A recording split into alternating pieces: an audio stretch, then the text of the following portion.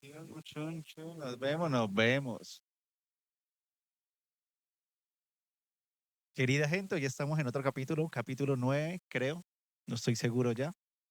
Y hoy estamos en un evento, en un lugar, en una exposición de la Comisión de la Verdad, que se llama Si hay futuro, si hay verdad.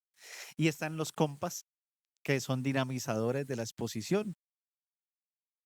Y más allá de hablar de la exposición, pues queremos aquí hacer una charla un poco sustantiva y sustanciosa sobre esas historias y eso que pasa alrededor de una exposición tan sentida como la es esta sobre el conflicto armado, sobre las victimizaciones, sobre la historia del país, sobre esos relatos que a veces quieren ser invisibilizados por sectores del poder o simplemente por sectores que no estén de acuerdo con los procesos de paz y la reconciliación. Entonces, si quieren, váyanse presentándose uno por uno. De cualquier orden, bueno, arranco yo. Mucho gusto, soy Kevin Torres, soy mediador de la exposición Hay futuro si hay verdad, de la Colombia herida, la Colombia posible. Ya en este proceso de mediador como tal en la exposición desde noviembre. em, y bueno, atento a todas las preguntas, inquietudes, todo lo que este espacio genere. Buenas tardes, mi nombre es Estefanía Tavares y también hago parte del ejercicio de mediación de la exposición. Y nada, contenta de hacer parte de este proceso y de poder llegar a muchas personas aquí en el Valle del Cauca. Buenas tardes, casi buenas noches ya. Un saludo para toda la audiencia de Freder Parlante o la Parla de Freder, la Parla de Freder. Un saludo para toda Freder la... Parlante también es buen nombre. Voy a ver si lo cambio. Mi nombre es Sebastián Amaya, soy el psicosocial del equipo, al mismo tiempo que el mediador. Y bueno, un gusto de estar acá en esta tarde para compartir la experiencia que ha sido la exposición Hay futuros y hay verdades del rol psicosocial. Listo. Aquí hay algo interesante que hay que decir, es que la dinamización va por parte no de una gran ONG, una institución de estas reconocidas a nivel internacional, o está a cargo de una universidad, sino que está a cargo de un proceso social, comunitario y político de base. Y eso rompe con la lógica de ver la historia de Colombia y la historia del conflicto como un asunto meramente académico. Ustedes, desde su posición comunitaria, su posición social, de su trasegar político, ¿cómo conciben el conflicto armado? ¿Qué ha pasado ahí para ustedes? ¿No podemos empezar con la pregunta más suave? No, porque aquí vamos a No meterle el sé, dedo en la hablar llaga. de los colores o cuál es tu comida No, favorita. aquí vamos es con duro. Bueno, eh, hablemos un poco de mi historia. Mi familia es de Argelia, Cauca. Quienes saben, Argelia es un punto crítico del conflicto armado en este país. Em, entonces, como que hablar de posiciones y posturas y todo esto, pues evidentemente después de la firma del acuerdo de paz, creo que todos y todas estábamos con una ilusión, que era que ya no existiera el conflicto armado en el territorio, que ya el tema con el frente del ELN, el José María Becerra, o el frente, creo que era el 60 de las FARC, no lo recuerdo bien, eh, estuvieran presentes, o bueno, por allá en los 2000 la presencia de grupos paramilitares también en el sector, el tema de la guerra. Había una época, yo me acuerdo mucho, y esta historia se las he contado a mis compas, que es que mi alarma, cuando ya sabía que eran las 7 de la mañana, era porque estaban haciendo el ensayos con los tatucos. Entonces, yo sabía que eran las 7 de la mañana cuando escuchaba las explosiones, escuchaba ¡boom! ¡Boom! Entonces yo, uff, ya está tarde. Y bueno, y es triste que en un momento las poblaciones rurales quienes son principalmente las víctimas en este conflicto armado. Se está hablando, según el padre Francisco de Rous, que el 80% de las víctimas son civiles no combatientes. Y quien ha tenido la posibilidad de estar frente al conflicto, evidentemente su posición debería ser en contra de este mismo. Em, de posturas ideológicas, pues yo siempre digo, quien haga lo mejor para este país. Quien haga lo mejor para este país. em, no pienso caer en ese discurso de, no, que la derecha es mejor, que la izquierda es mejor, que no. No, ese discurso es lo que nos ha llevado a estos tiempos de conflicto, a esa estructura de un enemigo, del famoso enemigo interno, de que, no, que este es de derecha, paraco, paramilitar, asesino, homicida, no, que este es de izquierda, que guerrillero, que comunista, que, que nos quieren matar de hambre en este país. No, no soy de las personas que piensa caer en ese juego, en ese rol. Em, Tampoco me denomino tibio, porque incluso el tema de la tibieza ahorita también es otro enemigo, porque si no elegís un lado o el otro, pues ya, no, este es un tibio que no se sabe si está allá o acá. No, yo no tengo por qué elegir ninguno de los bandos, de los tres que están estructurados ahora, que es del de la tibieza, por ejemplo. Eh, yo siempre me voy por el camino de quien haga lo mejor para este país. Me reconfiguro esta pregunta porque me parece interesante. ¿Cuál es su trayectoria de vida para tener una posición política y cómo se concebía en el conflicto armado antes de llegar a la Comisión de la Verdad y este proceso? Bueno, hay una primera aclaración, es que pues no he llegado a la Comisión de la Verdad. Bueno, a la exposición. La comisión Ya. cerró hace ya unos 3 añitos atrás. Sí tuve mucho interés de trabajar en la Comisión de la Verdad, en la JEP, en el Centro Nacional de Memoria Histórica, pero nunca me llamaron. También hace parte de mi sueño Pero frustrado. nunca me llamaron. Compartimos. Y ahí pues, bueno, otros caminos me trajeron a la exposición que ha tenido que ver precisamente con un trasegar social, comunitario. eh, y ha sido interesante porque el neoliberalismo ha generado algo y es un discurso apolítico. Entonces, en las familias no se habla de política. Si usted habla de desigualdad social, entonces izquierda, ¿sí? Y muchas veces es como, no, pero porque tomar posición, como que el neoliberalismo ha desdibujado mucho eh, desde dónde situarse, ¿sí? Como que si situarse desde un lugar o del otro, pues simplemente fuera aburrido o no estuviera dentro pues de lo adecuado. En mi caso, por ejemplo, mi familia es de una ideología de derecha. Especialmente mi abuelo es liberal. Y es liberal y él tiene su cédula, tuvo su cédula marcada ahí de ser liberal y mucho tiempo fue muy fanático del liberalismo, ya no tanto. Entonces siento que en mi familia hay una corriente liberal marcada, no conservadora. Eso ha hecho también pues que yo tenga una mirada sobre el país desde los liberales, ¿sí? Desde la persecución de los conservadores a los liberales. Y mi interés se ha despertado porque desde chiquito mi abuelo me contaba las vivencias que él tenía en Ceilán, en una de las veredas que se llama Piedritas, un poco de que él tenía 5 o 6 años y entonces él tenía que dormir en el monte porque venían a buscarlo a él para matar a mi bisabuelo que también era liberal. Entonces, un poco como que él me va narrando sus vivencias en el campo, de su infancia como campesino, que no tenía porque obviamente pues había trabajo infantil pues, al interior de la familia. Luego que él se desplaza hacia Cali por buscar oportunidades económicas. Entonces, como que la historia de mi abuelo y de mi abuela me ha despertado mucha curiosidad por entender la historia de mi familia y del país. Es como que en la medida en que me interesé por conocer la historia de mi familia, comencé a ver la historia del país también.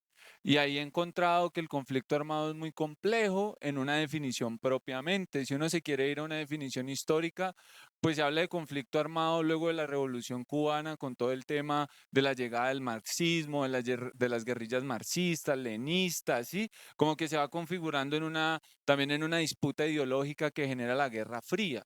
Antes de esa disputa de la Guerra Fría, pues habían unas dinámicas también armadas que sumieron al país en una profunda violencia, que es el periodo llamado la violencia, que a mí me gusta nombrarlo más como la guerra civil, pero mi abuelo a mí me lo ha contado desde la época de la violencia. Entonces mi abuelo me hablaba del Frente Nacional, de Rojas Pinilla, de Laureano Gómez.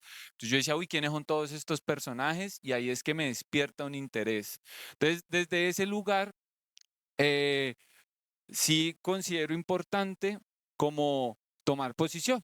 Sí, como tomar posición frente a lo que sucede y en ese tomar posición me ha acercado mucho a las epistemologías del sur, el pensamiento de Falsborda, el pensamiento de Eduardo Galeano, un poco como que por ahí, sí, entonces ahí yo me he permitido como mirar con lentes la realidad de Colombia y entender también el conflicto social que se ha generado acá en el país. Siento que también cada posición tiene una historia diferente. La historia de la izquierda no es igual a la de la derecha, por ejemplo, y no está en la misma gradualidad de violencias que se han cometido, como igual que los liberales y conservadores, cada uno viene de una historia distinta y de un contexto distinto, donde se han encontrado en los extremos también, en los extremos de generar picos de violencia, y ahí siento que entra la complejidad de lo que expresaba Kevin en función de, bueno, es muy difícil ubicarse porque ambos lugares han hecho daño. Pienso como ahí un poco. Ceilán tuvo unas masacres tremendas, yo recuerdo haber leído y como que pueblo que le tocó duro a ese. Y la compañera, trayectoria de vida. Bueno, pues yo comparto un poco de la historia de Cevis y es que mi familia está muy dividida. Una parte muy militar, sí, y con unas posturas muy de derecha, y es una parte de la familia con la que yo siempre he vivido muy confrontada. Y otra parte muy de la izquierda, ¿sí? Con procesos cercanos a guerrillas, a grupos un poco más subversivos. Entonces, crezco también con esas historias de mi abuela. Mi abuela prestó servicio militar y tiene su formación, eh, y vengo de mi núcleo como tal, de una mamá que estuvo en el proceso de la séptima papeleta y me hablaba mucho sobre eso, sobre la incidencia estudiantil, de un papá paisa muy racista, muy misógino. Entonces, mi vida estuvo muy marcada como por muchas perspectivas y de ahí empecé a tomar. ¿Qué no quería? ¿Qué quería seguir indagando? Estoy en el colegio en en décimo grado y hay una vaina que se llamaba el plebiscito.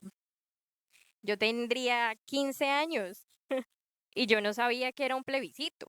Y entonces, claro, el profe de ciencias sociales empieza como a sacar a sus estudiantes más pilitos de cada clase y me dice, venga, que vamos a hacer una ponencia, vamos a hacer un plebiscito en los colegios arquidiocesanos y me explican todo el marco del conflicto, me dicen, ¿usted quiere hacer su ponencia para el sí o para el no? A mis 15 años no enfrentada, digámoslo como tal, a un conflicto armado, ¿no? Pues porque soy de aquí de Cali y yo, bueno, ¿y esto qué? Entonces empiezo a preguntarme cosas y dije, no, claramente yo me voy por el sí. Entonces, ver un poco de estudiantes muy niños, porque éramos unos niños y niñas hablando sobre esos temas, a mí me despierta una curiosidad. Ahí me doy cuenta de que existe una carrera que se llama licenciatura en educación popular y dije, ve esto tan chévere. A mí me gustaba el derecho, el trabajo social y dije, bueno, esto tiene todos esos componentes.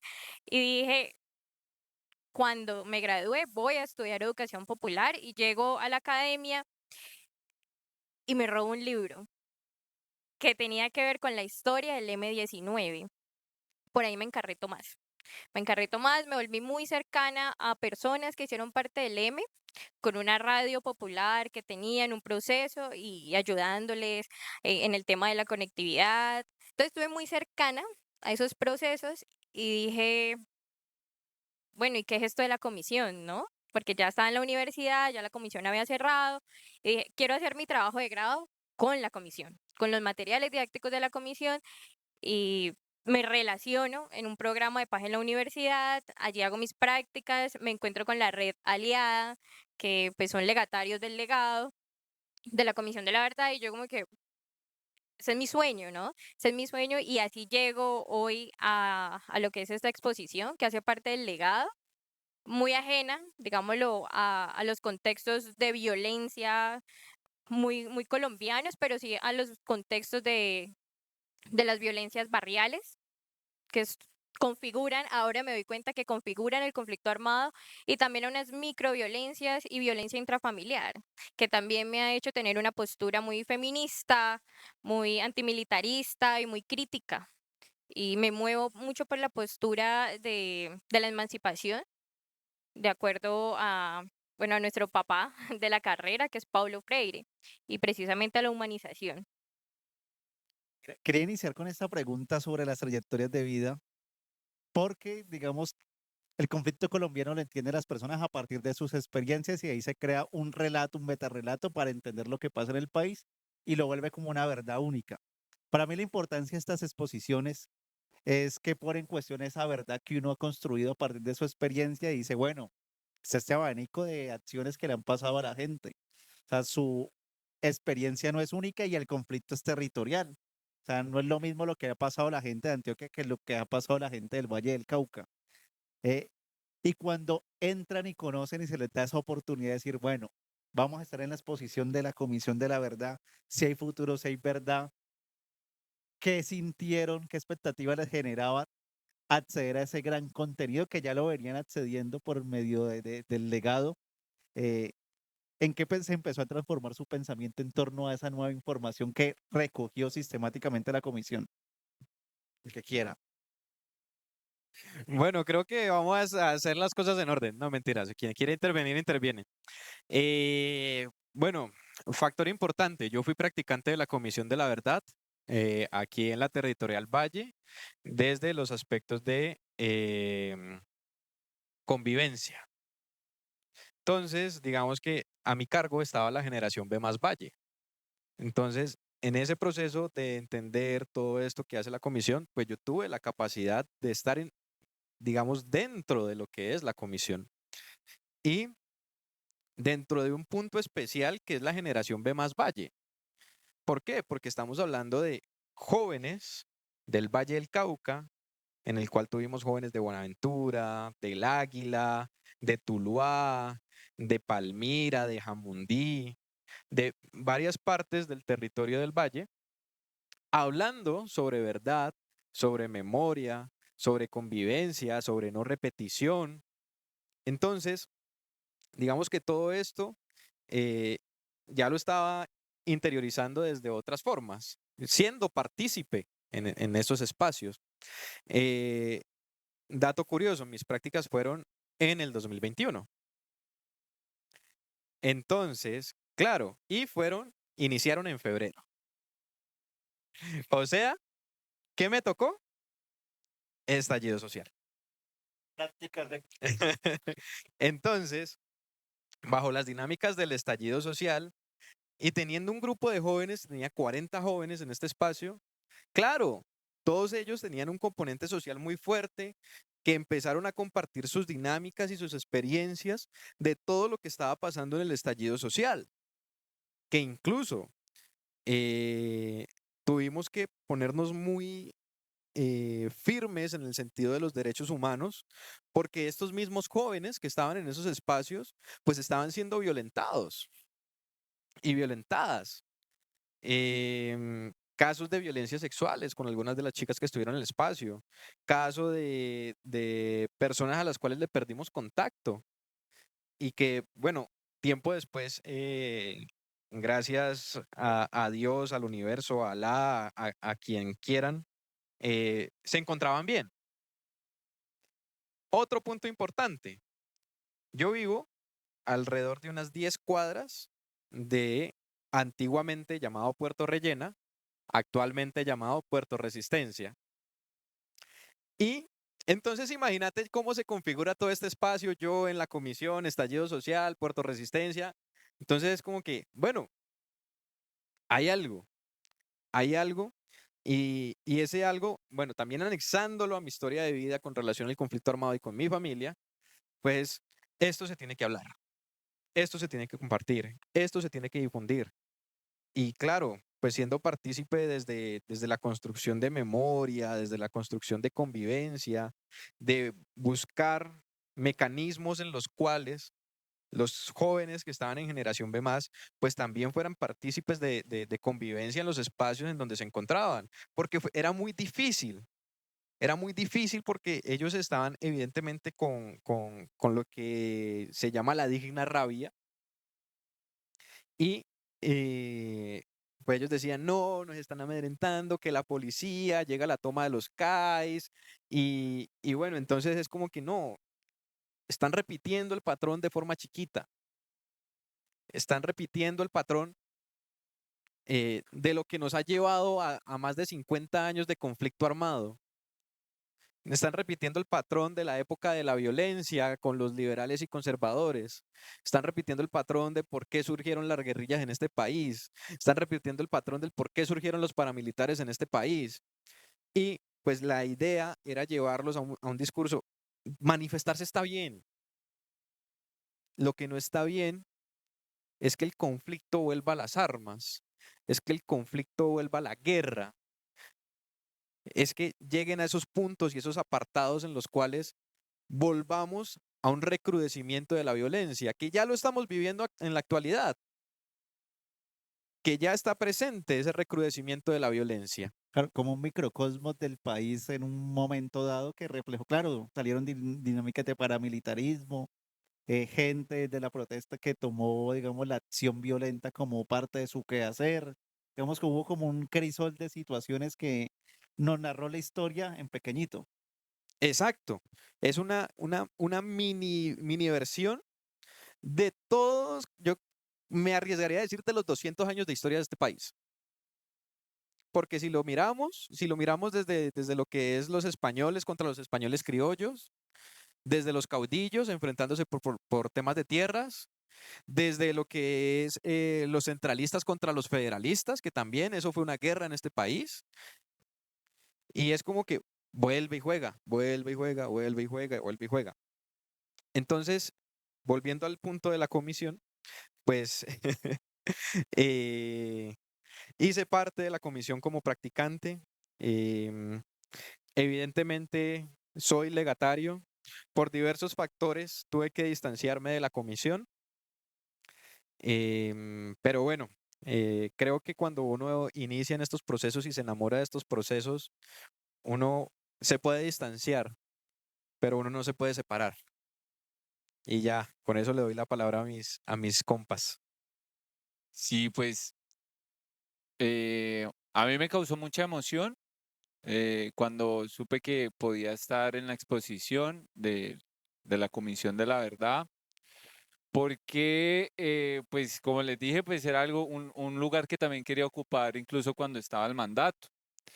Y que en mi caso particular, pues era un rol psicosocial, que también era interesante, o sea, pensarse lo psicosocial en el marco de una exposición, un un reto en términos incluso de construcción social, de también jugársela por un saber psicológico que realmente sea útil y no sea simplemente como ahí pegar la cartelera de los feliz cumpleaños, o de hablar de emociones de manera desconectada, sino pensarse la convivencia, pensarse la construcción de narrativas. Entonces, para mí eso fue muy emocionante y al mismo tiempo implicaba un reto en términos de vamos a estar en la mira de todo el mundo.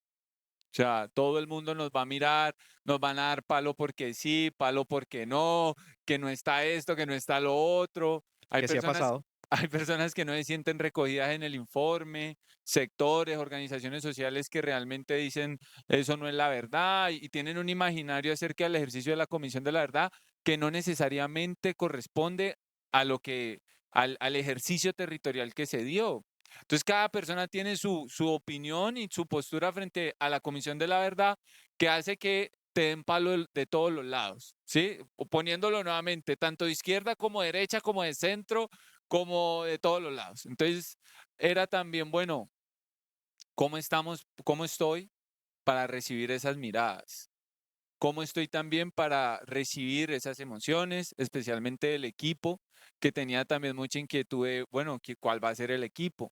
Yo vengo de una experiencia laboral pasada donde mi equipo me intimidó, o sea, amenazas directas, donde se rompió el proceso porque internamente en esto como de las disputas, sí, como que pues sufrí amenazas. Y yo dije, uy, juema, o sea, yo llegué dolido, o sea, yo llegué dolido y así un poco como a la defensiva, bueno, ¿quién va a tirar la primera roja? Que yo estoy aquí ready, pero no para pelear, Piéntelas sino que yo la más bien, coloreo. sino más bien para saber cómo ubicarme. Entonces, fue con mucha emoción y algo que estaba pensando también era que los acuerdos de paz del año 2016, antes de que se firmaran, pues hubo como todo un proceso para llegar a esa firma, ¿no? Yo siento que eso a mí políticamente me movilizó. O sea, como que ya en esta experiencia comunitaria que venía organizando, de querer involucrarme con procesos barriales, que lo hacía mucho desde, como desde la curiosidad o desde también el querer saber otras cosas, de volcar la psicología hacia las calles. Cuando llega todo el proceso de paz, fue como, uy, espérame, ¿cómo así? Que la paz y quién es la FARC. O sea, pues porque realmente pues yo ahí también, pues no sé, está llegando a los 20 años, como les digo, vengo de una familia de un pensamiento liberal, los liberales no todos, pero hay una parte que no ha querido el comunismo. Muchos liberales persiguieron a los comunistas, a los antiguos pertenecientes de las guerrillas liberales que se pasaron también al pensamiento marxista y fundaron las FARC y otras guerrillas marxistas que dijeron, no, no, no, no, ustedes son sucios. Y también se generó una persecución de los liberales a los comunistas. Entonces también pues yo venía con todos esos prejuicios y fue como, bueno, ¿y quién es la FARC? O sea, yo qué sé de las FARC. Y comencé a involucrarme como a querer saber más sobre la historia de las guerrillas en Colombia. Despertó una admiración en cuestión al contexto en el que se surgió las guerrillas ya que involucraban el pensamiento comunista que venía de la Unión Soviética. Entonces yo decía, uy, pero ¿cómo así? Esto empezó por campesinos y campesinas y aquí habían unos roles, las farianas, ¿cómo así que farianas? ¿Y eso cómo, qué es? Entonces como que eso a mí me dio otro lugar donde comencé también a ver el otro lado, el que no había visto. Y luego también me comencé a como a involucrar precisamente en lo que fueron las zonas que se llamó zonas de reincorporación. Hubo una en La Elvira, en el Cauca, en el Cauca, en La Elvira. Y yo tuve la oportunidad de ir y yo veía sujetos y sujetas políticas claras en una construcción de país que yo decía, pero a mí me dijeron que ellos eran monstruos, ¿sí? Que ahí no había un argumento, que ahí no había nada más allá de querer matar. Y cuando yo veo ahí sujetos políticos claros, incluso sabiendo muchas cosas que yo no sabía, yo dije, uy, espérenme que tal vez no, tal vez me estoy denunciando desde otro lugar que no había conocido y que allá me está llamando la atención saber un poco más acerca de eso. Entonces, a mí todo eso, y esto también para decir algo, adelantándome un poco, y es, para mí también la exposición ha sido un reto equilibrar el relato, porque uno también tiene su, como lo decís, su construcción de verdad, su construcción de postura, y muchas veces pues uno puede puntualizar más en unas cosas que en otras. Y lo que hace la Comisión de la Verdad también es como repartir responsabilidades. No, venga, aquí los grupos armados cometieron. Claramente uno reconoce el reclutamiento forzado de las FARC como una de las heridas abiertas que dejó las FARC y que tienen la mayor responsabilidad en eso también. Pero cuando te enteras que las masacres, la gran responsabilidad también de los paramilitares y no de las FARC como hacían ver los medios de comunicación, pues entonces la Comisión de la Verdad te ofrece un panorama y un abanico donde vos decís, esto es más complejo de lo que uno piensa y de lo que uno considera. Entonces ahí también está el reto, sigue estando ese reto ahí, de cómo equilibrar también sus posiciones sin invadir al otro. O sea, sin invadir y sin querer convencer, O sea, como más bien generar un diálogo sin necesidad de quien tenga la razón. Sí, claro, hágale. En este momento, un ser humano en el recinto manifiesta el porqué de la admiración a las FARC y pregunta sobre su opinión sobre las acciones de las FARC. No, pues yo considero que es una acción con daño, que realmente pues la FARC ha cometido acciones con daño que han afectado la integridad de las comunidades en Colombia y que han afectado, por supuesto, a las mujeres en mayoría y a la comunidad LGTBIQ+, porque los grupos armados como las FARC sostienen posturas homofóbicas y transfóbicas, donde incluso muchas veces a las mujeres que eran militantes las obligaban a abortar. Muchas, mu- muy- muy- muchas mujeres tuvieron incluso que huir de la guerrilla porque pues no podían ser madres. Y cuando también llegaba el proceso de tener a su hijo, simplemente tomaban sus hijos y las mujeres no volvían a saber de ellos luego de parirlos. Parían también para la guerra al interior de las FARC. Claramente hay una herida abierta y hace parte precisamente poder dialogarlas y gracias por la pregunta, porque también nos invita a eso, a ver las cosas como son. Yo ahí corregiría algo, es que él no, nunca dijo que admirara a las FARC, ¿no? Digo que reconocía unas historias que habían ahí, pero no que las admirara. Contexto en el cual surgió. Eso, en el Mm, contexto, Eso. campesinos, procesos de organización campesina, ahí. Una posición personal que es válida, ¿cierto? Pero usted alcanza a mirar las dos caras de la moneda de un horizonte que es demasiado amplio. Por ejemplo, mire, ustedes hablan de un estallido social. En esa época yo vivía en el barrio Aguacatal y para nosotros, los vecinos, fue una toma guerrillera. Para nosotros los vecinos fue un secuestro, hubo extorsión, hubo una cantidad de cosas que es una visión más de unos hechos que hay que mirar desde muy diferentes puntos de vista. Entonces, si a mí me hablan de estallido social, yo digo, no, no, qué pena, pero nosotros vivimos, fue una toma guerrillera, nosotros vivimos allá actos de lo que llaman algo así como terrorismo urbano de baja intensidad, pues los que saben de eso, uno no sabe de eso. Entonces me parece, por ejemplo, y otros hablan de estallido antisocial y otros hablan de acciones que formaron parte de la campaña del actual presidente Gustavo Petro. O sea, hay demasiadas posibilidades de interpretación a partir de la vivencia de los individuos y las comunidades. Porque a mí me ha pasado que cuando yo como individuo hablo de toma guerrillera, inmediatamente me descalifica. Pero es que las comunidades se forman primero por individuos y después más personas. Yo me parece que es muy, muy importante que cuando se hable del estallido social se le dé también cabida a todas las otras miradas, porque hubo personas de los barrios humildes de Cali a las que las extorsionaron o les cobraban por salir del barrio y una cantidad de cosas que eso no se dice. Entonces me parece que si queremos realmente llegar a una verdad, es imposible. Yo diría que hay muchas verdades y que hay que abrir muchísimos espacios donde la gente se pueda expresar abiertamente de cómo vivió eso que yo al final resumo como eventos violentos del año 2021. Muchísimas gracias por No, escuchar. usted amigo, porque precisamente un poco era el punto, era ese. En Colombia tenemos visiones sobre el conflicto y sobre muchos temas a partir de la vivencia individual y a veces comunitaria, y que eso nos lleva a unas posturas para entender lo que ha pasado y un poco la visión o el desafío de la Comisión de la Verdad fue recoger todo ese tipo de diversas visiones, e incluso, digamos, hay relatos de paramilitares que cuentan su visión del conflicto y de víctimas de las FARC que cuentan, bueno, cómo ustedes ven el conflicto y cómo lo entienden. Porque creo que es necesario que Colombia aprenda a hacer esos diálogos, porque generalmente se quiere imponer verdad y eso hace parte de todos los sectores políticos, ahí no se salva ninguno. Epa. Y nosotros lo invitamos a que se dé el paseíto por la Comisión de la Verdad. Que me la haya muy bien, compañera. Yo creo que este insumo es muy interesante porque es de los desafíos que tiene la Comisión de la Verdad en torno a lo que decías de que le van a dar palo por todo lado. Sí, y bueno, el señor también me hace acordar, hace días, en una tarde muy tranquila, llega una persona muy de edad y entra a la exposición así, bueno, ¿ustedes apoyan a la guerrilla? Así. Y yo como que, buenas tardes, ¿cómo está? ¿Apoyan a la guerrilla?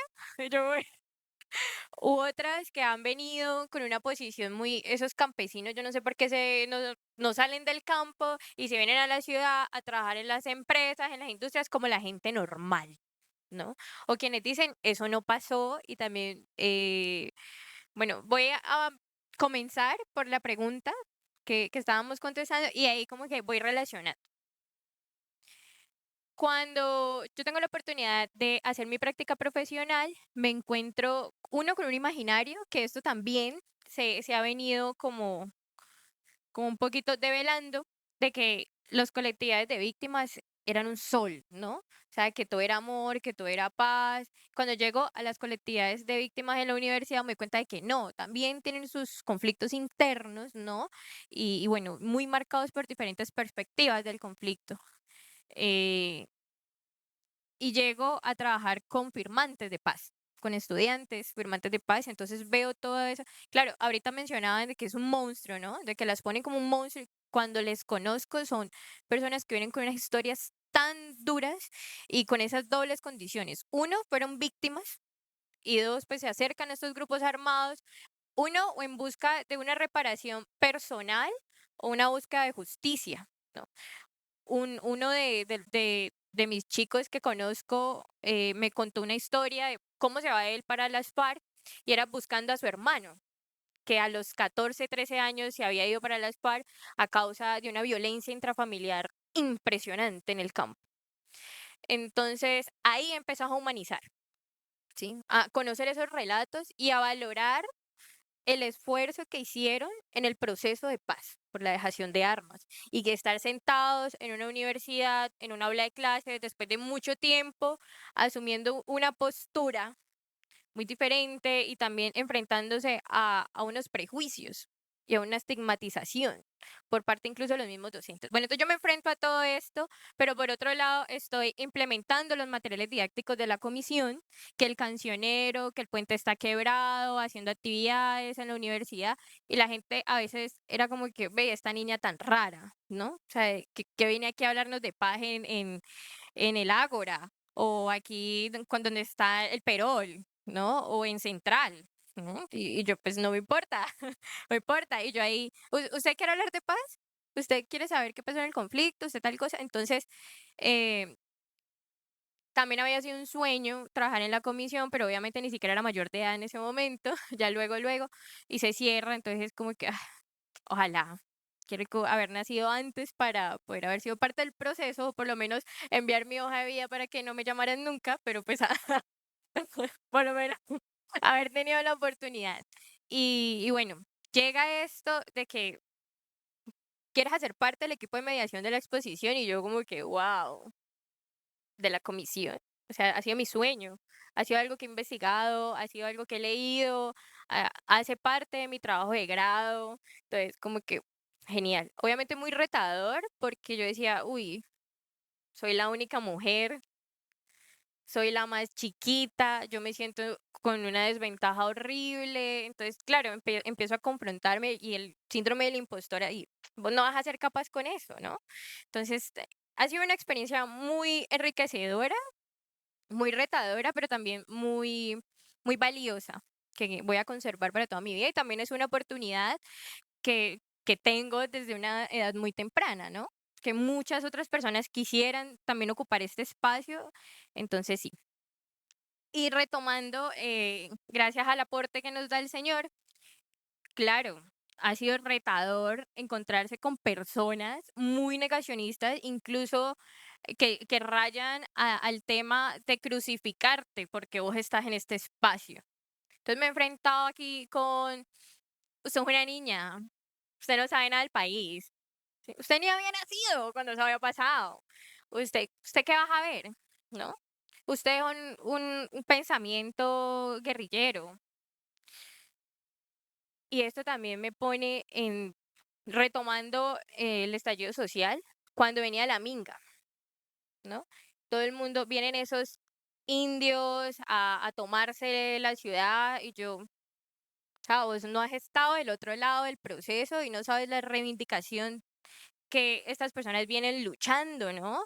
Sí, que ahorita hablaba Sebas sobre pues el tema de la colonización, ¿no? Sobre esas guerras y ellos la han vivido, ¿no? Ellos han puesto esas vidas allí. Entonces, esas diferentes perspectivas que a veces vimos en una burbuja. Vimos en una burbuja y entonces que nos pinchen un poquito la burbuja nos molesta. Nos molesta, entonces acusamos al otro de que no es que vos sos un, un cabecihueco, porque te lo han metido en la cabeza, una doctrina, pero no es una doctrina, es una experiencia que yo tengo cercana. Igual con las feministas, ¿no? Algunas personas son feminazis, ustedes tienen ya derechos, pero cuando vos vas a ver no tenemos las mismas garantías y condiciones.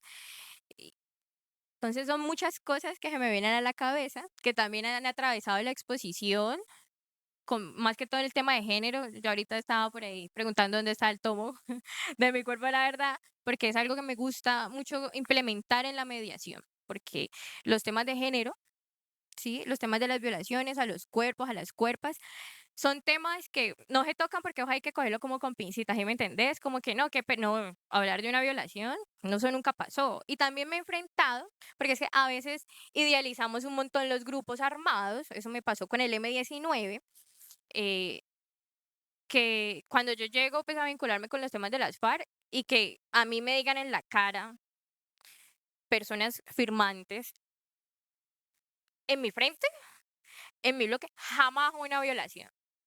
Eso nunca pasó. No, nosotros respetábamos un montón a las mujeres, pero entonces yo conozco personas muy cercanas, también firmantes mujeres, que te cuentan sus otras vivencias. Entonces aún están en ese esfuerzo de reconocer lo que implicó las secuelas del conflicto en las vivencias de las propias mujeres. Bueno, entonces ya cierro aquí porque tengo un montón de ideas, pero sigamos. Yo Dale. quisiera, qué pena ahí, Frederman, y es decir, qué triste que esa personita se nos haya ido, porque se hubiera generado una conversación interesante, porque hay un punto en el que sí le doy mucha razón, y es que las verdades se cuentan a raíz de sus experiencias. Entonces, digamos que aquí tenemos un colectivo de experiencias en las cuales, pues nosotros buscamos lo que es los procesos de convivencia y los procesos de verdad. Y, y él tiene una verdad. Y esa verdad no sé si lo ciega o no sé si está apto para... Impide ver a veces otras visiones del asunto. Exactamente. Y lo reconoce. Él lo reconoce porque él dice, sí, existen otras visiones, pero para mí fue una toma guerrillera. Y es cuando decís para mí, es las otras visiones y yo.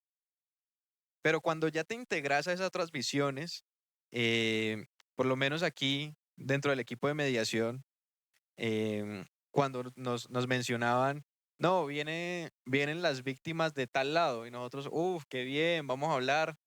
Fue un proceso de víctimas en el cual yo fui muy increpado por las víctimas, no voy a decir de dónde, pero es que ¿dónde está esto? ¿Qué pasó con esto? ¿Por qué no hicieron esto?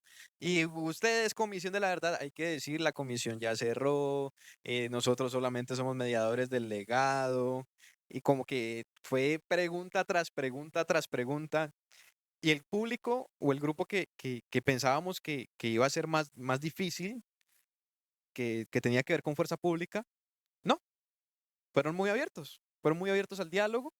Evidentemente, cuando estuvimos con fuerza pública, ellos también con temor a hablar y nosotros también con temor a decir algo que pueda desencadenar en un espacio conflictivo y no, muy mente abierta, muy contando también desde sus visiones, desde sus historias y es como que venga, es que el esclarecimiento de la verdad involucra esto, el diálogo, la escucha.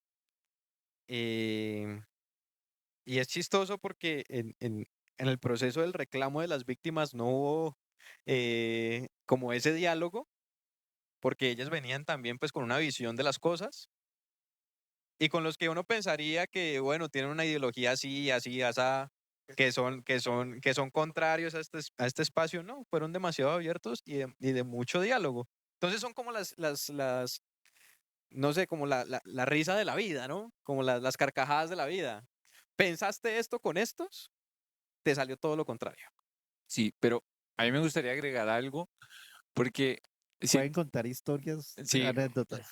justo iba a contar precisamente justo estaba pensando que esa conversación que se dio también con el grupo de la Unidad Territorial para la Paz, que hace parte de la Policía Nacional en Cali, fue posible también gracias a la disposición que tuvo el equipo para también ocupar un lugar en el cual no increpara, digamos, no señalara o no buscara pararse desde un lugar de juez, sino que incluso hicimos un espacio de respiración, porque justo ese día había ocurrido el atentado en la Comuna 16, en el barrio Mariano de los Ramos, donde se detona un explosivo y mueren dos, una policía y un policía de un rango medio alto. Ellos llegaron cargados con eso, ellos y ellas, porque también habían ahí policías. Entonces, claro, fue como, no, vengan, respiremos, estiremos un poco el cuerpo, vamos como a entrar en lo sensible, porque también ha sido eso, no se trata de dar información, sino que se trata de brindar una experiencia donde cada parte pueda poner su voz, así no piense igual que yo, incluso muchas veces ha implicado identificar cuáles son mis ideas para no ponérselas a los visitantes, en este caso a la policía. Habían, digamos, cuando ellos vinieron, abordamos esto del estiramiento, la respiración, entramos al segundo momento, al tercer momento que es la Colombia herida y conversamos acerca del derecho internacional humanitario. Si ese atentado se podía leer en el marco del derecho internacional humanitario. Y algunos policías dijeron, ¿qué es eso? Digamos, el que estaba a cargo de la unidad, pues les explicó de qué se trataba. Y esto es lo que ha permitido la exposición en cuestión a dispositivo pedagógico, generar conversaciones donde vemos también una falencia de un enfoque de derechos humanos en la institución, donde no entramos a señalar, sino más bien a conversar por qué es importante un enfoque de derechos humanos en la policía, o hablemos incluso del abordaje acerca del narcotráfico. Entonces, en las recomendaciones hablamos de que pues la Comisión de la Verdad en sus recomendaciones establece que es un tema de salud pública, no es un tema de luchar contra las drogas, sino es también generar condiciones de vida digna al interior del campo. Y ellos comenzaron a manifestar su visión frente a los consumidores de sustancias psicoactivas, porque mismo dijeron, no, entonces si un marihuanero se para en mitad del parque, entonces hay que permitirlo. Y resulta que una de las víctimas del conflicto armado también han sido los usuarios de sustancias psicoactivas, porque también los grupos armados tenían posturas frente a que un marihuanero o un vicioso, entre comillas, pues corroía a la comunidad y por tanto había que desaparecerlo o amedrantarlo o exiliarlo de la comunidad. Claro, se prohibía totalmente el consumo. En el Cauca, eso no es tan fácil. Que usted vaya a prender un porro allá en La Alpira o en Jambaló. No, usted lo van es amedrantando y yéndole bien lo amedrantan. Entonces, esas conversaciones de país nos han permitido también que esto no sea un espacio para convencer a alguien, sino para generar un diálogo y una escucha. Entonces quería señalar eso porque también ha partido de un espíritu del equipo poder hacerlo. Y quería agregar algo más con relación, se me fue la idea, pero era también algo que habías mencionado, pero bueno, espero tomarlo después, espero poder retomarlo después.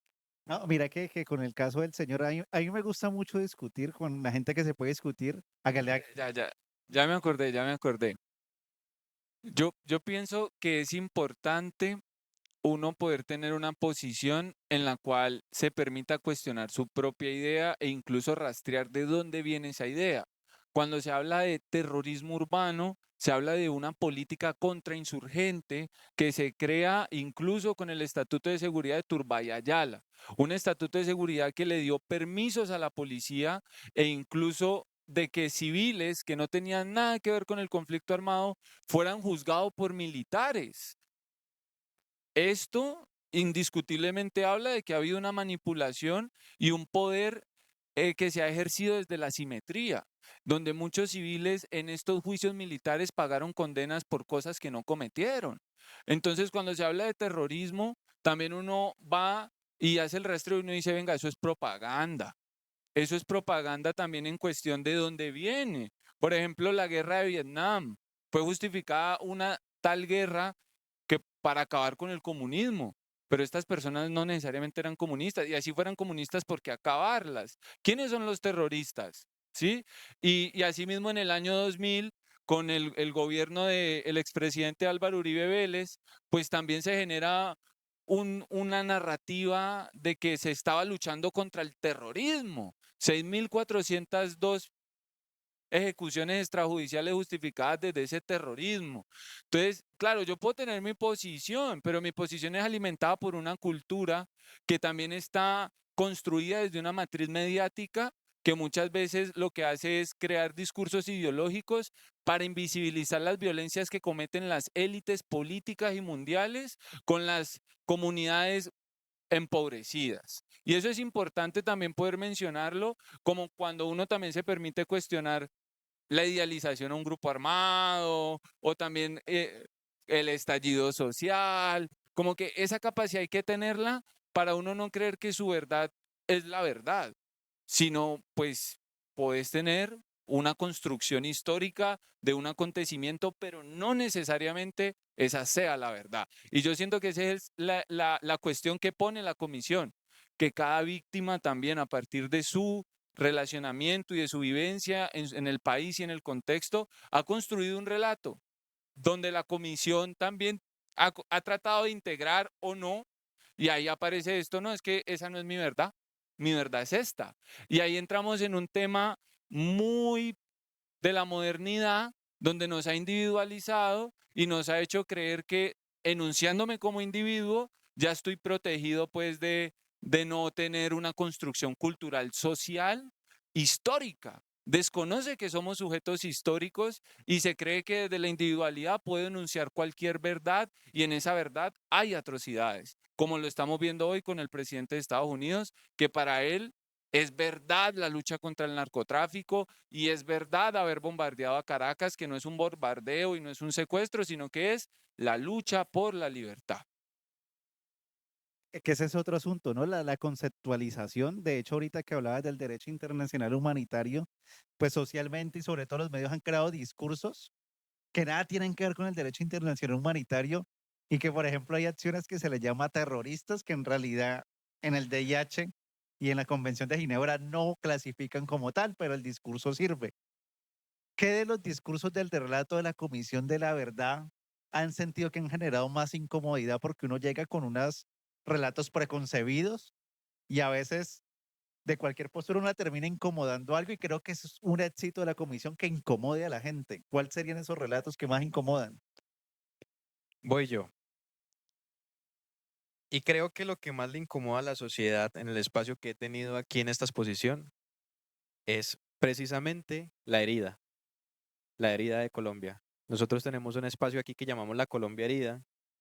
Y cuando le sale ese número grande de que son más de 9 millones de víctimas del conflicto armado y que para honrar esas víctimas si hiciéramos un minuto de silencio por cada víctima, tendríamos que estar 17 años en silencio, justo ahí he visto esas caras. He visto esas caras de incomodidad, de tristeza, gente llorando, gente que yo les digo, si quieren, no recorra este espacio. Y es por eso,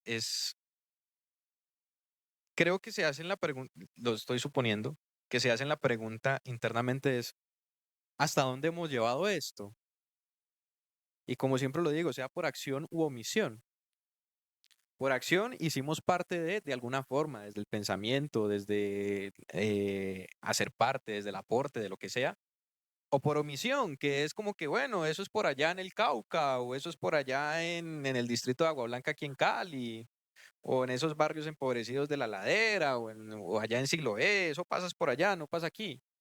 Y es como que, o sea, el desconocimiento y el tema de, de no escuchar, de ensordecerse, es también lo que ha permitido que el conflicto armado dure tanto tiempo y que siga durando, porque estamos actualmente todavía en conflicto armado. Tenemos a los gaitanistas de la Sierra, allá en el Caribe, el Clan del Golfo, tenemos de las disidencias de las FARC se deriva a lo que es el Estado Mayor Central, la Segunda Marquetalia, tenemos al ELN, y tenemos a los narcotraficantes. Y eso pasa y ocurre todos los días, y todos los días hay muertos en este país. Y es lo que yo he mencionado, se nos volvió paisaje. Cali celebra el día que no hay un solo muerto. Y es como que en 24 horas no hubo un muerto en Cali. ¡Wow! ¡Wow! Y salen todos los medios y es como que increíble. Si esto pasara en un país que ya ha dejado las violencias y las guerras, creo que el impacto sería diferente. Creo que el impacto sería otro. Y es en ese sentido bueno, hay que incomodarse también un poquito. Hay que también mencionar que esto está pasando y sigue pasando en nuestro país, que ningún tiempo pasado fue mejor, que sí, que la Cali Cívica, que el país progresaba, que el dólar estaba a 2.000 pesos, que antes podía mandar a traer cosas de Estados Unidos o de China súper baratas, sí, pero la realidad de este país alrededor en el marco del conflicto armado fue muy triste y muy diferente. Y que esos territorios olvidados, sea tanto urbanos como rurales, pues también hacen parte de este territorio y también hacen parte de uno como ciudadano o ciudadana. Kevin, y pues yo entiendo tu visión de la expo, pero a mí me ha pasado en las mediaciones y en el acompañamiento con personas que vienen. Obviamente la sala 3 moviliza un montón, ¿no? Pues porque son esos hechos victimizantes y también es esa parte de escuchar y ver testimonios y personas que han estado cercanas, pero para mí el tema de los hallazgos, o sea, que la gente suba y de alguna forma se vea reflejado o reflejada en esos hallazgos y también en la parte de las recomendaciones, porque claro, vienen con un discurso muy eso le toca al presidente, ¿no? Eso le toca a las instituciones, ¿sí? Eso no, o sea, yo no hago parte, eso no, pues yo no tengo allí como mayor responsabilidad, pero cuando se dan cuenta, por ejemplo, en el último hallazgo que tiene que ver con la relación de la cultura, con el conflicto armado, quedan así. Wow, claro, porque vienen de reproducir unos patrones violentos que terminan en un conflicto armado. ¿Sí? Cuando no se logran resolver a través del diálogo, a través de la escucha, a través de unos acuerdos previos, entonces como que claro, entonces es que el conflicto armado lo vemos allá, lo vemos lejos, lo vemos que son otros actores, pero y entonces los conflictos que hay al interior de las cuadras, de los barrios, ¿sí? Los mismos conflictos que se dan en los espacios laborales, ¿no? Esa mente que se tiene de la desconfianza del otro, de que si no pensamos igual, eh, la incapacidad para analizar los aspectos sociales desde una perspectiva crítica, ¿no? Y hay un apunte, qué pena, Seps, córtate la palabra. Esto que dices, Steph, me acuerda mucho a un niño que visitó la exposición, eh, que decía, yo no entiendo por qué no crean un ejército para acabar con toda la maldad de Colombia o por qué no crean un avión que pueda bombardear todos estos. Un niño, 6, 7 años, no le pongo más. Y es como que, uff, sí, la cultura de la guerra está interiorizada ya incluso en nuestras infancias, que buscan que la guerra se prolongue, que esto se divide en buenos y malos, que esto tiene que haber resultados y que creen que a través de la lucha armamentística va a haber paz. Y es como que no, la realidad no es así porque eso que tú estás diciendo es lo que nos ha llevado a tantos años de guerra. Que sí, que a veces no sé, un bando está superior a otros, que a veces la guerrilla fue más fuerte, o a veces los paramilitares fueron más fuertes, o a veces la fuerza pública fue más fuerte, pero eso no ha cerrado el ciclo de violencia, eso no ha cerrado todo lo que hemos vivido hasta ahora. Bueno, que me hace acordar de algo muy significativo que nos pasó con un grupo de estudiantes. A ver, es un público clave al que se quiere impactar desde este dispositivo pedagógico porque son quienes están tomando el país, ¿no? A quienes les dejamos esto. Y en la última parte, que es el tema de las recomendaciones, cuando estaban allí hablando del respeto, de la importancia de escuchar a la otra persona, bueno, de todo lo que puede movilizar ese espacio, pero llega alguien ajeno al grupo y escribe una palabra con mala ortografía. Y de una los señalamientos y las risas, y la persona que escribió eso les miró, era una persona adulta, tiró la tiza, se sintió muy avergonzado y salió corriendo prácticamente del espacio. Y entonces ahí me dio apertura para poder hacer la reflexión. ¿Qué acabo de pasar, no? Obviamente les pegué un jalón de orejas, pero movilizando la reflexión porque esto es lo que propone el espacio. Salir de aquí con unas reflexiones más que con un discurso. Y es, esa persona que escribió esa palabra con S y no con C no ha tenido las mismas garantías y condiciones y el privilegio que ustedes han tenido de estar en una escuela, de tener un libro, de conocer la escritura. Ustedes no saben si está empezando a escribir, ¿no? Si su proceso de lectoescritura comienza y entonces quedaron así. Y la niña que comenzó la burla se quedó impactada y luego, antes de salir, me dijo que lo sentía, ¿no? Pero son reflexiones que se deben de activar allí. A mí me gusta mucho, pues como educadora popular, bajarle los temas al contexto a las personas, ¿no? ¿Sí? Es más fácil familiarizarlos de esa manera y yo lo hago en su misma cotidianidad, ¿no? Dentro del aula. Entonces vienen y la otra persona, lo que le hacen por detrás, que lo empuja a la rodilla para que la otra persona se desestabilice. Y estamos en uno de los hechos victimizantes y, y a partir de ahí también activar una conversación, ¿no? ¿Por qué le haces eso? ¿No? ¿Qué puede surgir de ahí? Que te insulte, que te pegue un golpe o que algo pase, ¿no? La recomendación es el tema del bullying, que ha sido algo importante dentro de las instituciones educativas, eh, pues hablándolo aquí en el tema de la educación, porque pues si lo vemos en la calle, en las redes sociales, eso ahonda el matoneo, pero ellos y ellas que están pequeñas, pues que empiecen a romper con esos patrones, que luego el bullying, y les hablo mucho del tema de la homosexualidad porque es un tabú en los colegios, decir vagina, pene, eso es una cosa que cuando llegan aquí al primer momento y escuchan las palabras del padre Francisco es, "Sí, no, dijo vagina, como que sí". Y entonces también empezar, las cosas hay que nombrarlas por su nombre. Entonces ahí también activar otras conversaciones como los falsos positivos, nada de que no, es que eran, no, falsos positivos que se dieron en el marco del conflicto armado. Y bueno, eso porque es que las infancias me parecen muy importantes que empecemos a trabajar estos temas del conflicto, de la desaparición forzada, de cómo, bueno, Sebastián aquí es el experto, pero es el psicólogo, pero cómo el manejo de las emociones, si la gestión emocional tiene una implicación directa con que los conflictos y las problemáticas no se escalen un montón. Y ya porque Seps está que se habla, dale Seps.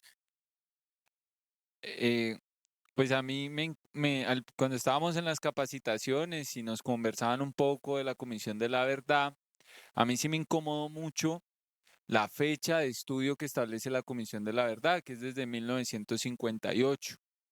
Como, claro, determinar una fecha como tal es muy difícil porque son procesos históricos que se van actualizando y no es uno, son muchos oscilando al mismo tiempo. Entonces, establecer una fecha sin duda, eso es donde usted la ponga le van a dar palo. Pero a mí me incomodaba mucho, ¿por qué no desde el 48, que ocurrió el magnicidio de Gaitán y que recrudeció la violencia política en la que se venía gestando precisamente el país, una guerra civil? Eso a mí me incomodó un poco, me generó ruido. Institucionalmente eso también ha tenido sus discusiones. Centro Nacional de Memoria Histórica con la Comisión de la Verdad, ahí se generaron algunas discusiones precisamente de dónde establecer esa fecha. Ese me generó incomodidad.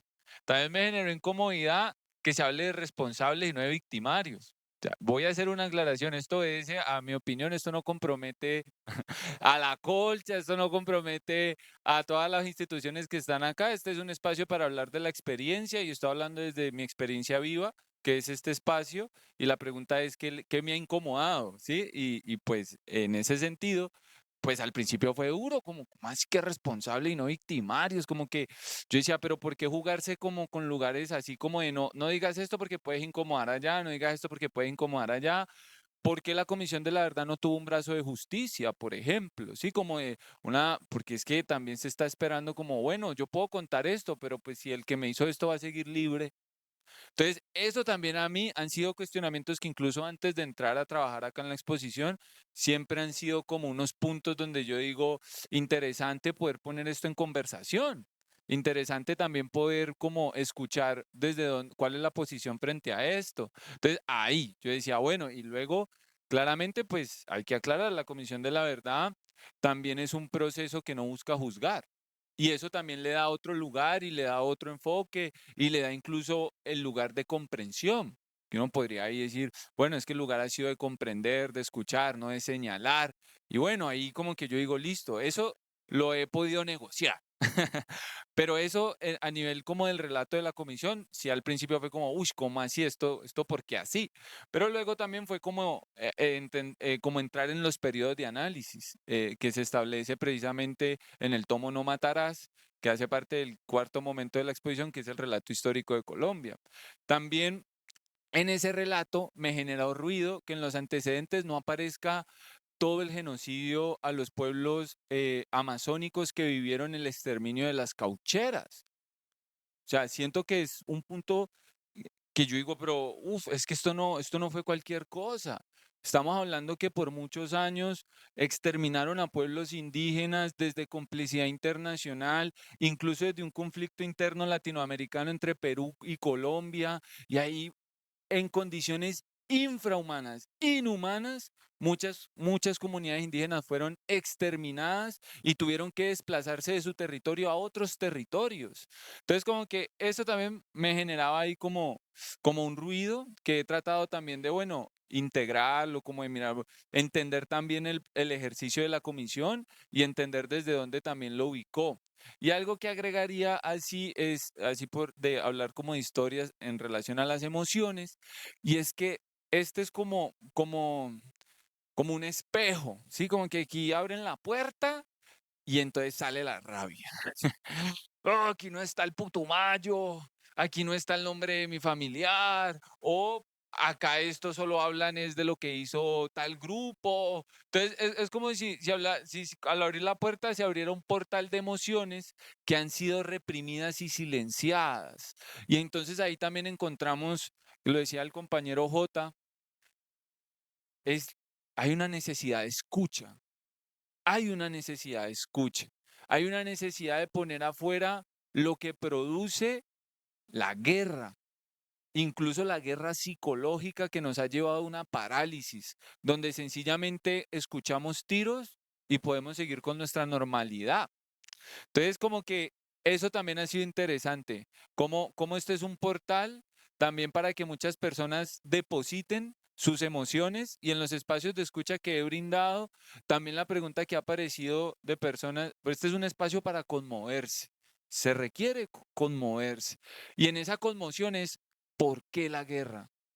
¿Por qué nos hemos matado durante tanto tiempo? Y me lo contaba una mujer como de, no entiendo la guerra. Y en la escucha no hay como ese lugar de incluso consejos, no. Simplemente es como, cuéntame que yo estoy aquí para sostenerte. Bueno, así como para finalizar, porque aquí nos podemos quedar todo el tiempo. ¿Cuál sería ese relato, ese dato, esa historia dentro de estos miles de relatos, datos e historias? Porque es una cosa inmensa. O sea, el recorrido dura como 2 horas, pero si uno las hace detenidamente, aquí se le va un día fácilmente. ¿Cuál sería ese dato que todo colombiano debería conocer para sentir el país? Pero en el marco de lo físico de la expo o de lo que hemos vivido, ¿o qué?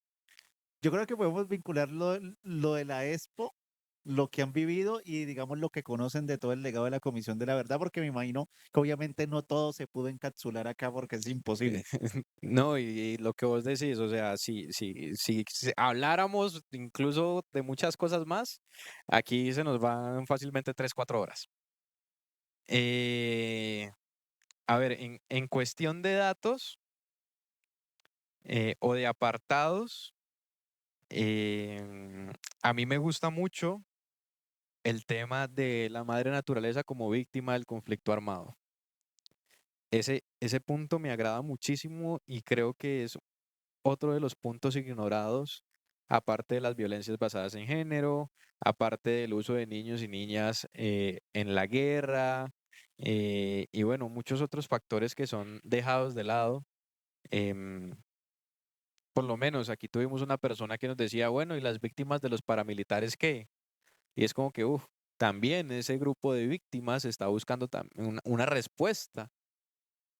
Pero bueno, de aquí, de la exposición, de parte de este espacio, siempre me gusta estar en ese momento porque es como que la gente olvida que la madre naturaleza también es una víctima.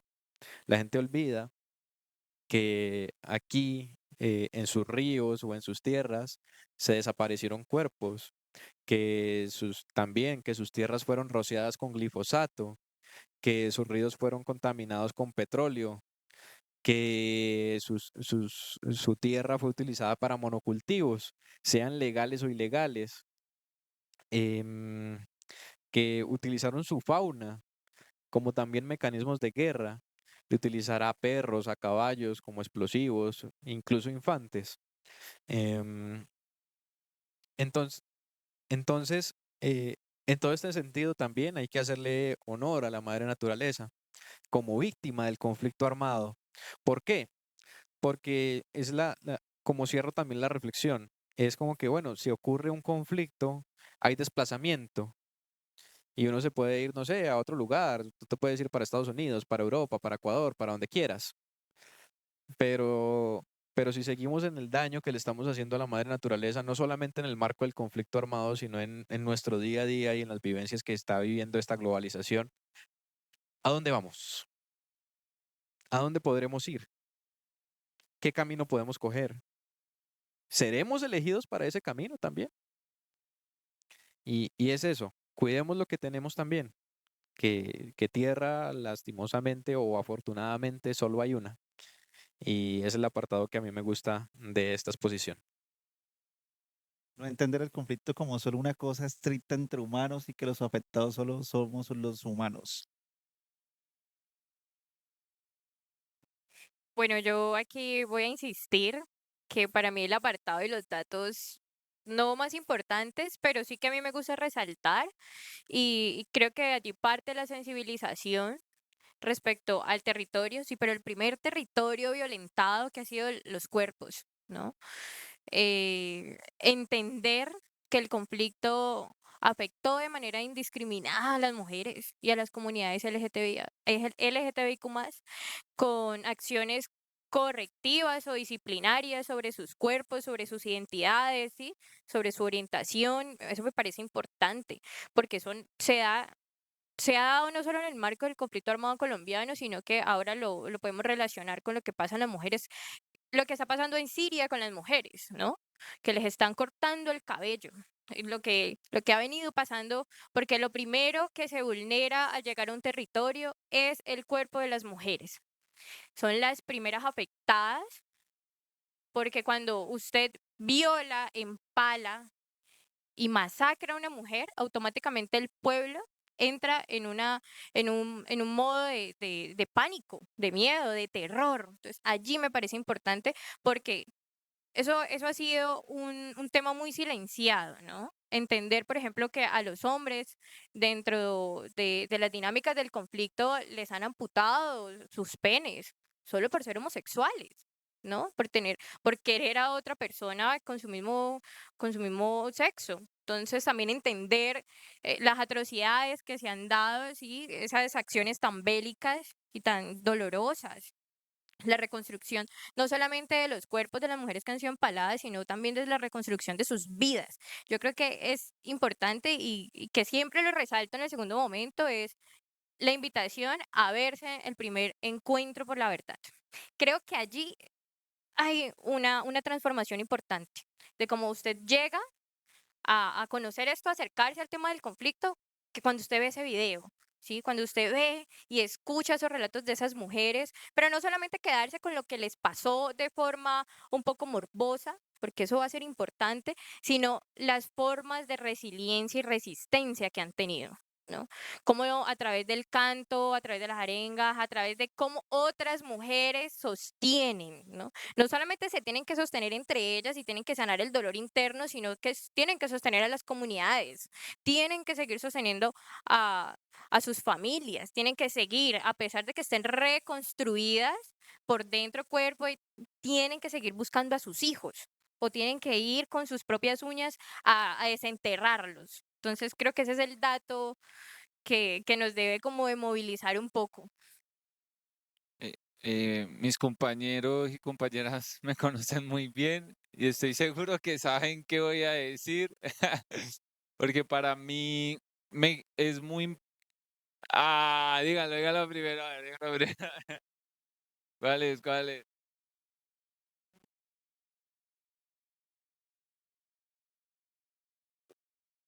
Estamos hablando de lo... No, no creo que es lo de la Casa Liberal. No. No. ¿Con cuál momento me quedaría la exposición? Ah, evidentemente el 4, el momento del relato histórico de toda la historia de este país. Exacto. Siento que es supremamente importante, más allá, no es una línea histórica, ese es el tema, no es una línea histórica, son capas de la historia que nos atraviesa, que crean dinámicas en las cuales hoy también nos construimos. Y entonces en ese relato histórico que toma el tomo No Matarás, nos permite incluso, eso es algo valioso de la Comisión de la Verdad, porque va haciendo el análisis desde los distintos actores que también participaron, ¿sí? Como que no se centra en la historia de cómo lo contó este grupo armado, sino que va generando una interacción entre cada uno y asimismo va construyendo los periodos de análisis. En ese caso, poder volver a la historia desde las vivencias de quienes estuvieron ahí es muy importante porque con los colegios, precisamente, hemos abordado el origen de las guerrillas. Conversaciones supremamente importantes para desmitificar el estigma social que cargan precisamente lo que hablábamos ahora, las familias buscadoras, las víctimas, el conflicto armado, y desescalar esos imaginarios para que cada quien saque su conclusión, ¿sí? Hay jóvenes que hemos tenido, adolescencias, que no sabían de las guerrillas liberales. ¿Y qué relación tenían las guerrillas liberales con la conformación de FAREP? Y ya que puedan decir como, ay, jue madre, yo no sabía que habían bombardeado un pueblo llamado Villarrica, yo no sabía que había un bombardeo de Marquetalia, como que datos históricos que dicen, venga, mire esto y saque sus conclusiones, sin necesidad pues de entrar a lo que hablábamos, de idealizar o de hablar algo puntual sobre un grupo armado, no, es pensarnos y darnos a la tarea de cuál ha sido el origen del conflicto armado, por qué se ha desarrollado. Entonces ahí se habla de tierra y se habla de muchas otras factores y causas que permanecen invisibilizados por la matriz mediática que se ha construido y que ha generado relatos desconectados del contexto. Y el recrudecimiento. Entonces, en ese mismo apartado de la exposición está también por qué persiste, cuáles han sido esos factores de persistencia que hoy por hoy nos tienen en un conflicto armado todavía, que ahí uno lo integra con los hallazgos. Entonces, impunidad. Sí, había que tener una comisión para que nos dijera, venga, es que ese modelo de seguridad que hemos construido y que muchos gobiernos han construido, nos ha hecho un profundo daño en nuestras relaciones humanas. Que hay una herida. Es que necesitamos hablar de la herida. Y esa herida no nos la inventamos, responde a unas relaciones históricas, responde también a un contexto histórico y cultural. Y también eso lo amarra las recomendaciones. Cultura de paz, otra mirada al narcotráfico, acabar con el machismo, la homofobia, la transfobia, el pensamiento colonial. Entonces, como que yo me quedaría con ese momento para luego integrarlo con la herida abierta, que es el tomo de Hasta la guerra tiene límites. Con esos dos siento que me han atravesado y siento que también permite pensarnos el país de otra manera y desde su historia y sus raíces. Chimba de conversación. Espere, Ya que, bueno, amerita parte 2. listo, ¿no? La hacemos. Listo, Si quieren compromiso. otro jueves. ¿Alguien quiere, ya que vieron la exposición, quieren comentar qué fue lo que más les impactó? O para que hagan el cierre. Quien desee. Tenemos 2, 4, 6, quieren 7 hablar de personas herida. y no. No, mira que ya para cerrar ahí el tema, a mí me incomodó un poco, fue la fecha donde cierran el Frente Nacional. Eso es un academicismo. Yo, bueno, pero ¿por qué 4 años después? Eh, y creo que Colombia no sabe de historia o busca saber de historia de una manera malintencionada para justificar sus posturas políticas y su guerra. Hay un dato que en estos días lo leí en un libro sobre bandolerismo, que era, listo, ya le doy la palabra, que era la masacre que cometieron los liberales en un pueblo conservador de Boyacá donde surge los chulavitas. Y yo, uy, ese dato no me lo sabía. Y yo, entonces vea que los chulavitas son el resultado también de un ataque armado a una población conservadora, que luego ese ataque se convierte en un ataque tan grande al pueblo liberal que termina desembocando también en las guerrillas comunistas y liberales. Y es como el ciclo repetitivo de acciones, hitos que van justificando la acción armada de cada actor. Compañero. Muchas gracias por cederme los micrófonos.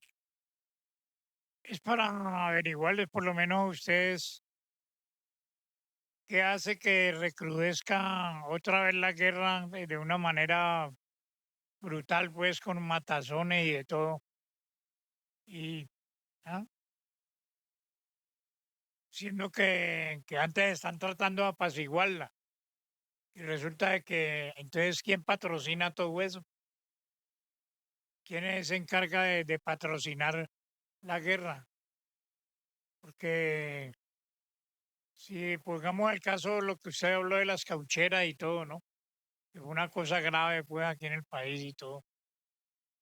Entonces esos conflictos pues tienen mucho que ver en lo que está pasando ahora también, porque aquí el problema interno nomás aquí de la sola ciudad de Cali es grave, porque aquí en las comunas eso todos los días acaban con la gente, todos los días, mejor dicho, y muertos, lo que usted iba ahora rato, no, que a ese hay que hacer una fiesta porque no hubo ni un muerto en Cali. Pero eso en realidad todos los días aquí matan gente a diestra y siniestra. ¿No? Increíble vivir en una ciudad donde matan 1.200 personas al año. Y uno como si nada, ¿no? Que yo es como que veo la cifra y me asombro. Y le digo, no, pero no puedo asombrarme tanto porque entonces vivo en la preocupación y ya no salgo a la calle. Y entonces normalizo.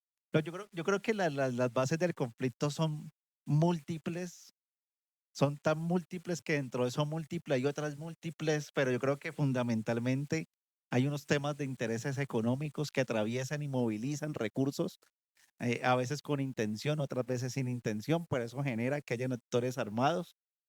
Muchas veces la venganza también es un motor muy grande que hace que la gente se vaya a ciertos grupos armados, eh, y la insatisfacción que tiene la gente.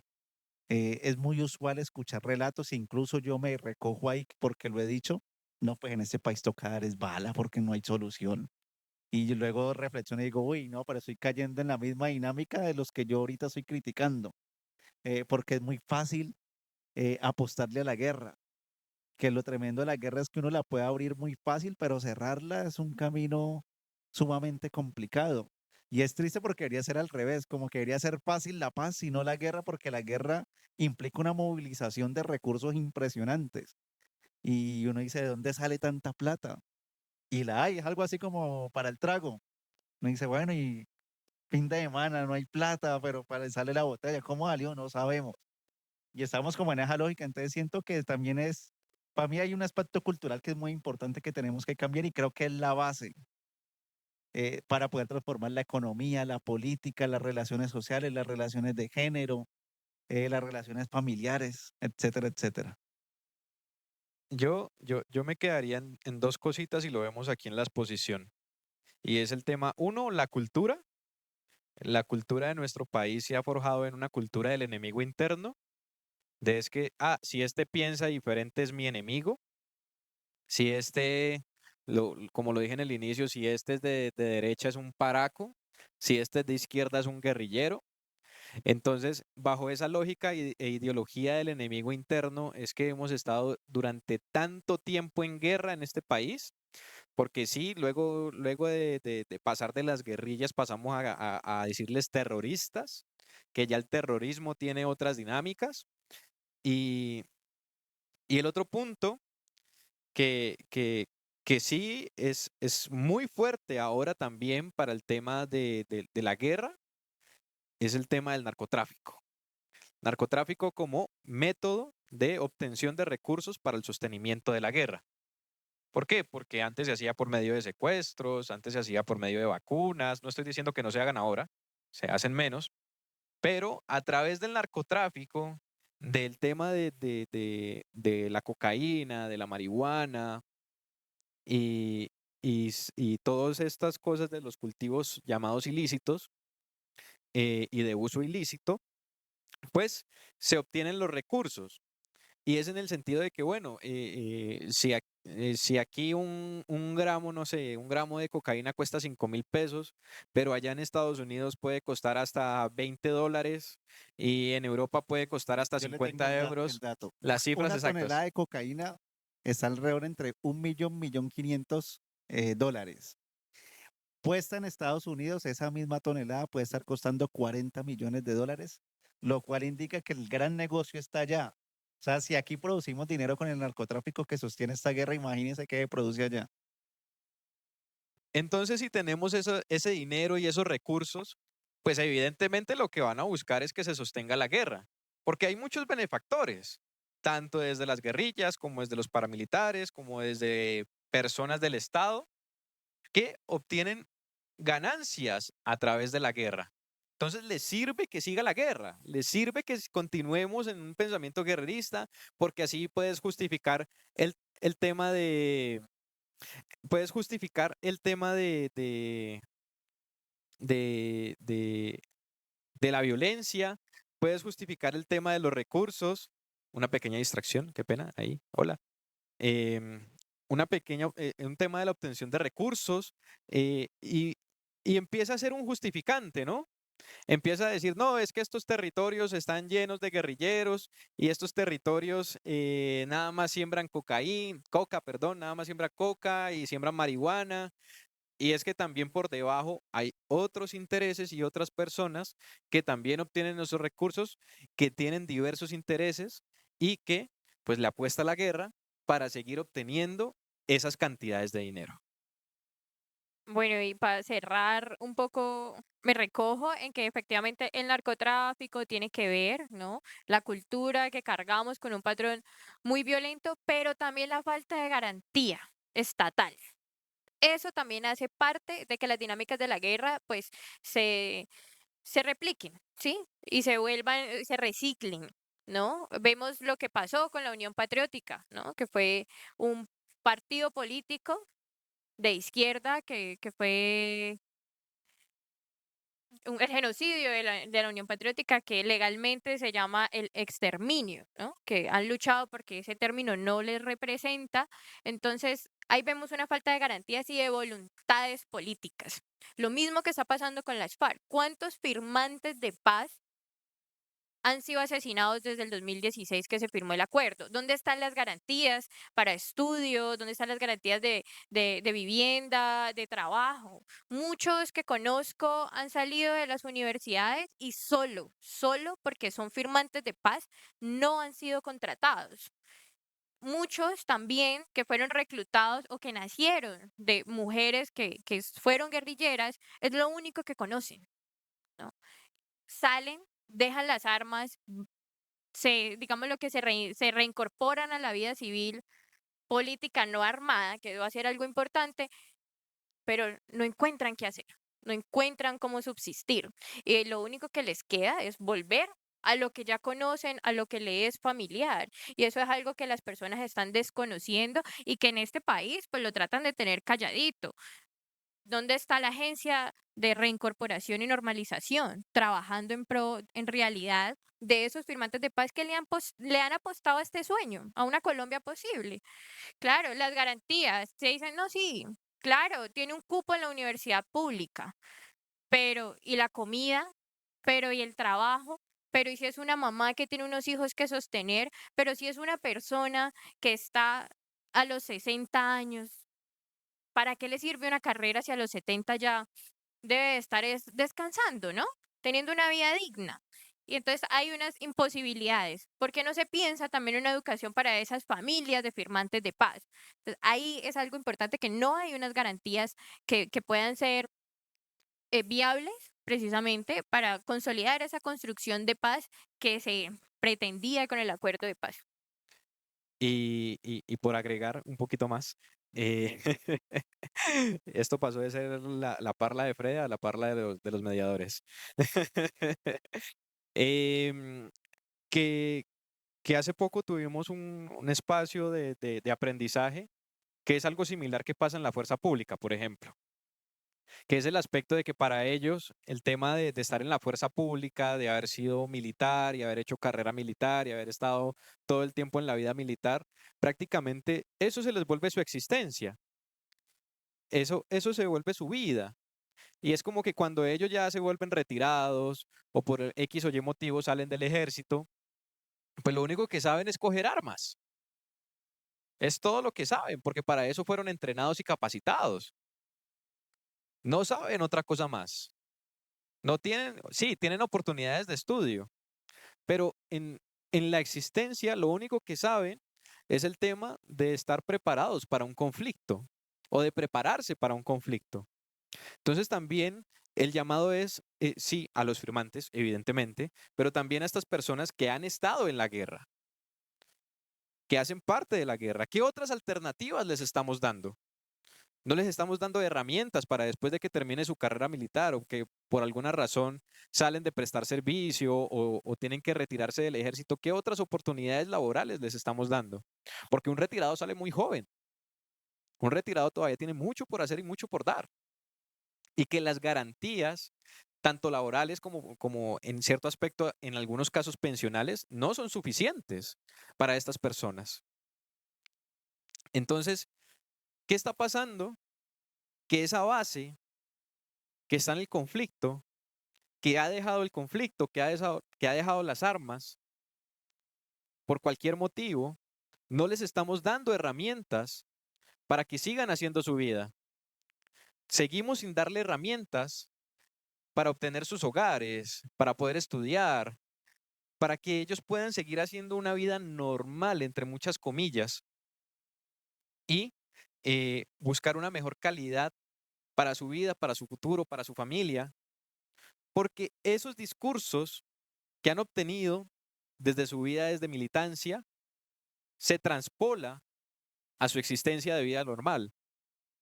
Entonces, no estamos haciendo primero acompañamientos psicológicos a estas personas porque evidentemente el tema del conflicto y el tema de ser formado para la guerra, pues deja secuelas psicológicas, así no haya sido partícipe directo del conflicto armado. Dos, no les estamos dando garantías laborales a estas personas para que puedan hacer su vida. 3, le damos un cupo en la universidad, pero no sabemos cómo está su nivel de escolaridad, cómo le va en el tema de estudios y si tiene la posibilidad de sostenerse en una universidad. Entonces son muchas de las cosas que atraviesan esto que lastimosamente sí es una falla por parte del Estado, que no importa quién sea el presidente o no importa quiénes sean los congresistas, fallan, están fallando y siguen fallando a estos grupos poblacionales que buscan y que estructuran la base también de la colombianidad.